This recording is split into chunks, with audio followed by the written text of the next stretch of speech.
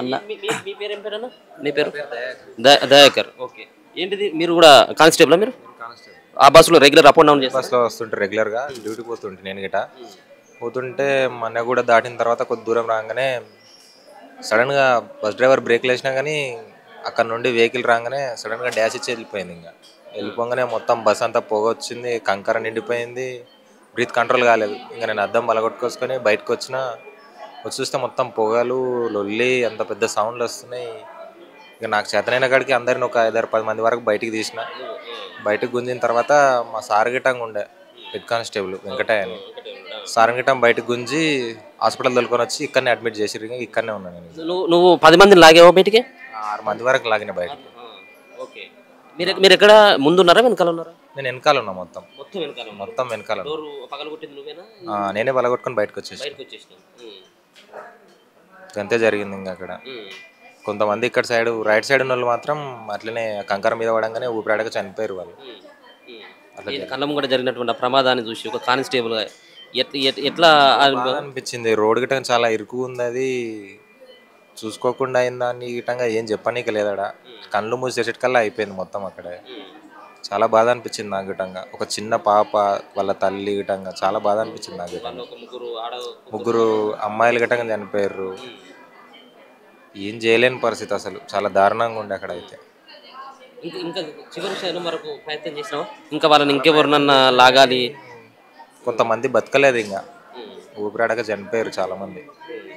అట్లా కళ్ళ ముంగటి అంతమంది ఆర్తనాదాలు వింటూ ఉంటే వాళ్ళు కాపాడని చెప్పేసి అరుస్తూ ఉంటే ఒక రకమైనటువంటి ఫీలింగ్ అది. ఎందుకంటే మనం కాకి యూనిఫామ్ వేసుకున్నాం కాబట్టి కొంత ఉంటుంది కదా. ఏం చేయలేను, ఇంకా అందులో ఇరికిర్రు. నేను బయటకు లాగాలని ప్రయత్నం చేసిన కంకర మొత్తం మీదకి వచ్చేస్తుంది. ఏం చేయలేకపోయినా నేను గిట్టంగా. చాలా చేద్దామని ఉండే కానీ ఏం చేయలేక చాలా మందిని బయటకు లాగిన అప్పటికి అట్లా జరిగింది. ఇంకంతే. ఇప్పుడు బస్సు డ్రైవర్ వెనకాల ఉన్నటువంటి వాళ్ళకి ఎక్కువ ప్రమాదం జరిగిందా? అవును, బస్సు వెనకాల డ్రైవర్ వెనకాల ఉన్న వాళ్ళు మొత్తం చాలా వరకు బాగానే డ్యామేజ్ జరిగింది, చనిపోయారు. నీకు ఎట్లా ఉంది ఇప్పుడు? వెళ్తే ఉంది నీకు? ఇక్కడ సైడ్ తాకింది, రైట్ సైడ్ దెబ్బ తాకింది.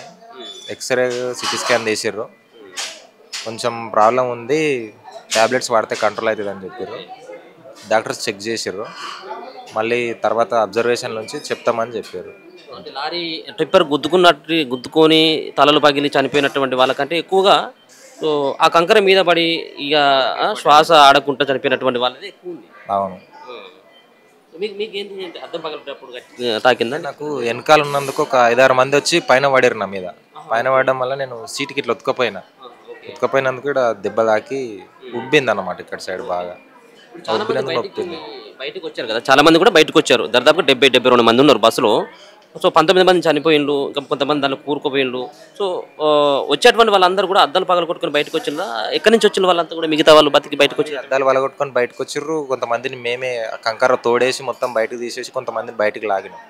అట్లా బయటకు వచ్చి కొంతమంది ఎటు వెహికల్స్ అంబులెన్స్ పోనీకి దారి లేకపోతే గట్రా ప్రైవేట్ వెహికల్స్లలో వచ్చేసారు హాస్పిటల్స్కి. అట్లా వచ్చి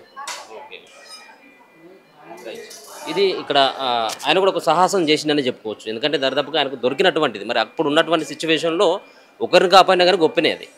సో ఆ సిచ్యువేషన్లో ఆయనకు దెబ్బ తాకినప్పుడు కూడా ఒక 10 మంది దానికి కూడా బయటకు తీసుకొచ్చేటువంటి ప్రయత్నం చివరి నిమిషం వరకు కూడా చేసినా కానీ ఇక చేసేది ఏమీ లేదు. ఇంకోటి ఏంటంటే ఆయన ప్రాణాలను రక్షించుకోవాలి, లోపల ఉన్నటువంటి కంకరేమో ఎక్కువైపోయింది. సో తోడినటువంటి కొద్దీ ఆ కంకర మళ్ళీ బయటకు వస్తూ ఉన్నది. సో ఇంకా చేసేటువంటి ప్రయత్నాలు కూడా అన్నీ చేయడం జరిగింది.